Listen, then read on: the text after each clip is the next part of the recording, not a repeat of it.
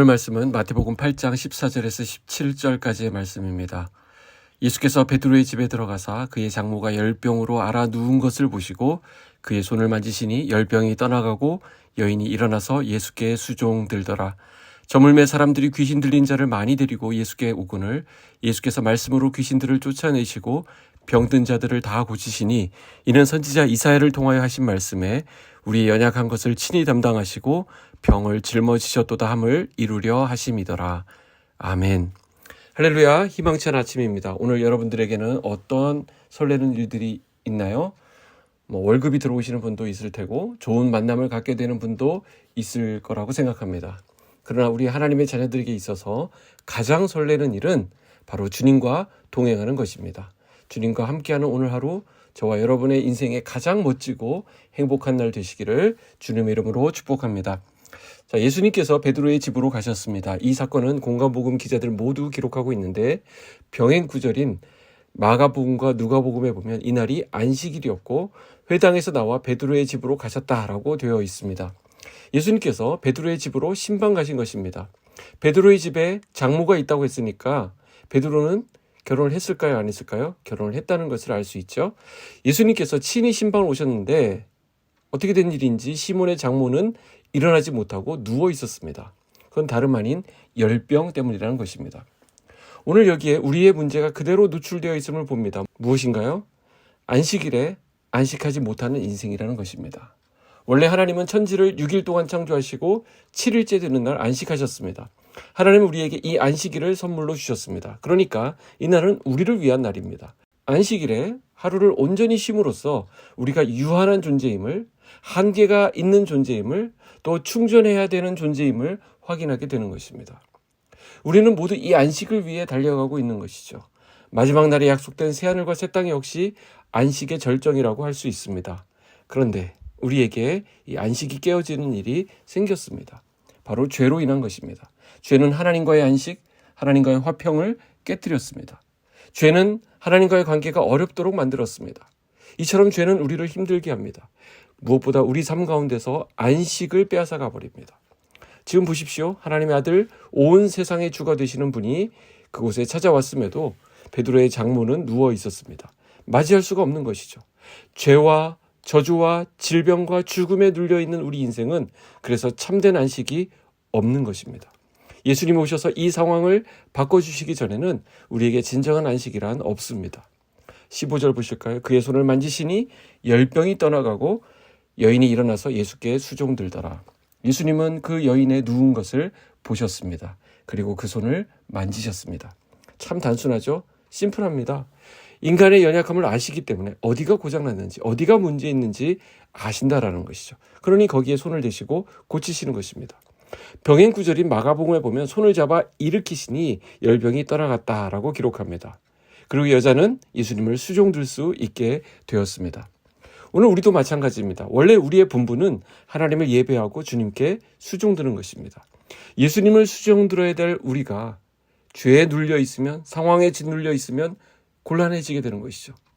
그렇게 죄에 눌려 있는 한 우리 주님을 수종들기 어렵습니다.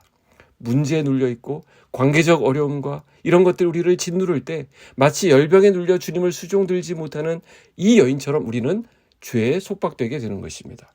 이럴 때 어떻게 해야 됩니까? 예수님이 내미시는 손을 잡아야 합니다. 그러면 그분을 통해 회복될 수 있습니다. 그러면 그분을 수종들 수 있습니다. 16절 보실까요?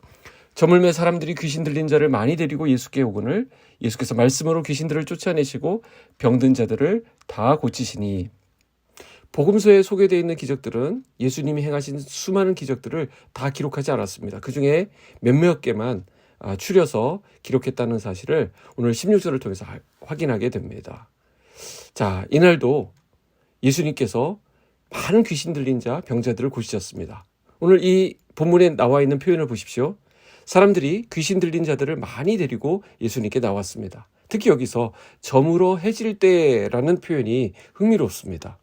본문에 해질 때라고 하는 것은 앞에 나왔던 사건들이 진행되다가 이제 안식일의 종료, 안식일이 마치는 그때를 의미하는 것입니다. 이 새벽에 우리가 깊은 생각을 하는 것이 참 힘들겠죠? 지금 힘드십니까? 자, 그래도 한번 잘 생각해 보십시오. 왜 사람들이 저물기를 기다렸다가 저물 때에 이 귀신 들린 사람들을 데리고 나왔을까요? 아니, 좀 미리 오면 어떻습니까? 왜 굳이 하루를 마감하는 시간에 와서 안 그래도 피곤하신 예수님을 더 힘들게 하는 걸까요? 저물 때를 기다려서 사람들이 병자들과 귀신 들린 자들을 데리고 왔다라고 하는 것은 거기에 사연이 있다는 것입니다. 무슨 사연이 있을까요? 바로 안식일입니다. 그들 입장에서는 안식일을 범하지 않기 위해서 저물기를 기다렸다가 이제 저물 때가 되면 안식일이 끝나거든요. 그래서 안식일이 종료되는 그 시점에 사람들을 우르르 데리고 왔던 것입니다. 예수님은 안식일에 치유하시는 것이 아무 거리낌이 없고 가능했던 것이지만 이들에게는 아직도 이 안식일 규례에 묶여 있었던 것이죠. 그러니 나오고 싶어도 나오지 못하고 안식일 규정에 묶여서 거기에 머물러 있었다는 것입니다. 자, 우리도 그렇습니다. 예수님 앞으로 나아가지만 여전히 나를 얽매고 있는 나만의 장애물들이 있음을 봅니다. 누군가에게는 체면일 수도 있겠고요. 종교적인 틀일 수도 있겠고요. 세상 친구일 수도 있고 좋지 못한 습관일 수도 있습니다. 그러나 우리가 그 모든 짐을 주님께 맡겨야 합니다. 주님은 수고하고 무거운 짐을 다 담당하시는 은혜의 주님이시기 때문입니다. 17절을 보실까요? 이는 선지자 이사야를 통하여 하신 말씀에 우리의 연약한 것을 친히 담당하시고 병을 짊어지셨도다 함을 이루려 하심이더라. 예수님은 그렇게 찾아온 사람들을 다 고쳐주셨습니다. 귀신 들린 자, 병든 자 모두 주님을 만나면 치료되었습니다. 오늘 이 말씀을 우리가 붙들어야 되겠습니다. 이 말씀 붙들고 주님의 치유하심과 회복하심을 기대했으면 좋겠습니다.